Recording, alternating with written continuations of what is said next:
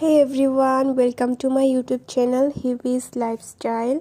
আজি আমি দেখুৱাবলৈ গৈ আছো টেস্টি বেলৰ চৰবত কেনেদৰে ঘৰতে তৈয়াৰ কৰিব পাৰি।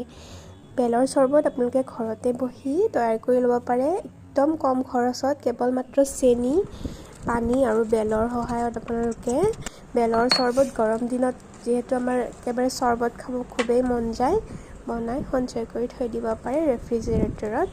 চাও হক আজি কেনেদৰে বনাও।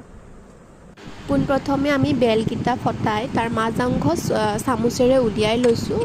উলিয়াই লৈ পানীৰে মঠি এতিয়া আমি সেইখিনি এখন চালনীৰে চেকিব লৈছোঁ, কাৰণ আমাৰ যিহেতু বেলত কিছুমান গুটি থাকে আৰু গুটিবোৰ আমাৰ ৰসৰ লগত মিহলি হ'লে তিতা লাগিব পাৰে, সেইকাৰণে চালনীৰে চেকি গুটি অংশ আমি ছেপাৰেট কৰি লৈছোঁ। ধুনীয়াকৈ ছেপাৰেট হৈ গৈছে, বেলৰ ৰস ছেপাৰেট আৰু গুটি অংশ ছেপাৰেট হৈ